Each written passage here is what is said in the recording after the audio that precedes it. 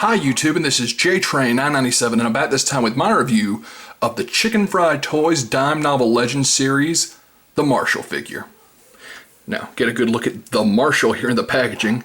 Clearly supposed to be White Earp, which, again, I'm kind of confused because I knew they couldn't, there's a character in this way that's obviously the Lone Ranger, that's obviously Johnny West, and they can't call them the Lone Ranger or Johnny West for licensing reasons. Excuse me, I can't talk today. But White Earp was an actual human being who, lived, died, was in the gunfight at the OK Corral, and, dying in the early 1900s. I can't imagine you wouldn't be able just to call him White Earp. So, I don't know, maybe they just didn't want to break with the tradition of calling everybody the something. Wyatt, or the Marshal rather, has his accessories packed behind him like all figures in this wave. He comes with his base, his 6-gun, and his street howitzer shotgun.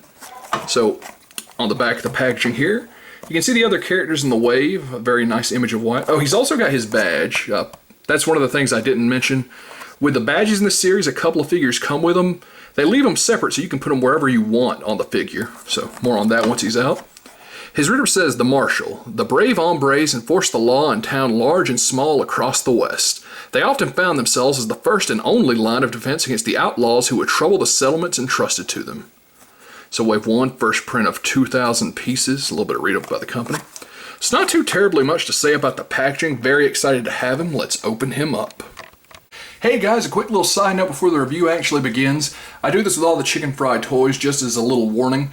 There was some small issues with a very select few figures that came from the factory in China that had their arms lock up in transit. That way if you opened them up and just started waggling the arms like crazy, the arms might snap. Now, they are recommending you give them a quick dunk in hot water before you actually start posing them.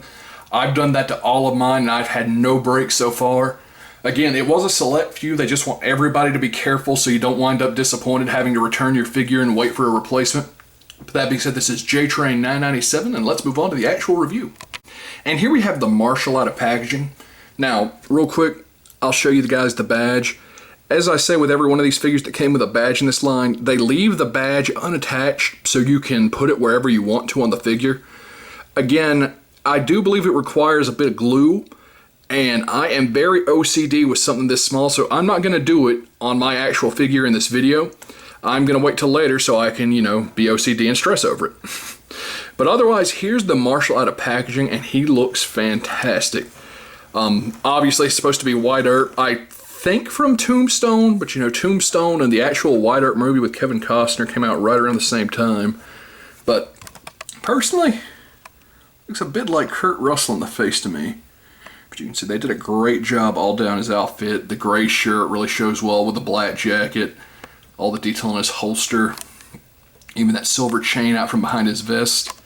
So, I've got him holding his street howitzer shotgun with both hands. You can see the detail in this.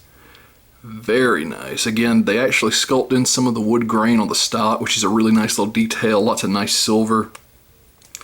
So that's a really cool feature. So he's also got his revolver over here in his holster. As you can see here. They actually have made several different revolvers. I think about 3 revolvers total for this line. I believe this is the style they call the hog leg, which is neat. So, going back on, his hat pops right off. As you can see there, it's got the gray band around the black hat, which is a nice little touch. And overall, it's just great to see the company care so much about getting little details like the chain and even the bullets. Well, actually, this guy doesn't have the bullets on here, but I was talking about some of the other figures that actually have their holsters covered, and you can't see the bandolier on the back, but they still painted every bullet, which must have cost a lot.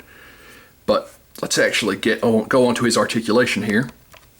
So Wyatt has the standard range of articulation for a figure in this line.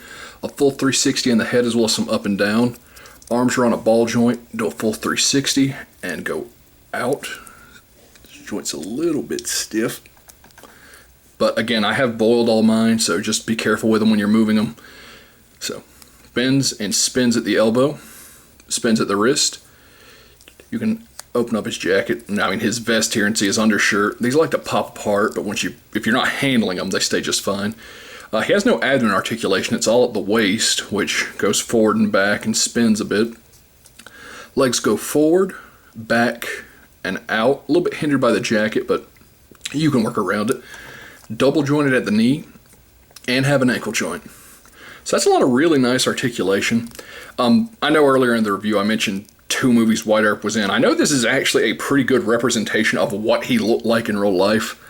I was just saying that it also appears to be the scene where they walk down the street in Tombstone, you know, with the shotgun. And I really hope, if they can make some other figures that are wink, wink, you know, classic characters. So I know they're going to do another Kickstarter soon, and they said that there's going to be some gamblers in it, and I'm hoping Doc Holliday is one of them.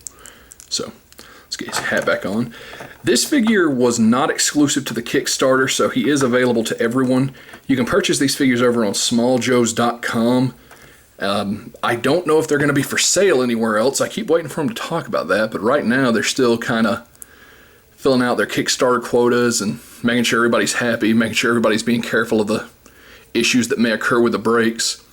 So, you know, the star, at first I didn't like that you had to glue the star on, but then I thought about it, you know, that just makes, you know, that's a way that makes sure everybody gets theirs where they want it, because I know some of the guys in the group were talking about they like theirs on the hat. Me, I'm going to put mine right over here on the jacket when I finally get around to doing it. So, get a quick scale comparison in here, as I do with all these figures. He's right in line with other 3 3/4 inch figures. There's Heart Wrencher from the G.I. Joe line. Here's Grim Reaper from the Marvel Legends line, as you can see there. So he's right in there with the other 3 3/4 inch lines. If you have anything you wanted to pose with him, he's a fantastic figure. He's a great likeness of Wyatt Earp, both from real life and from film. So I definitely think this is going to be one of the more sought after figures in this line. I highly recommend picking him up. And that being said, this is JTrain997, and I'll see you soon, YouTube.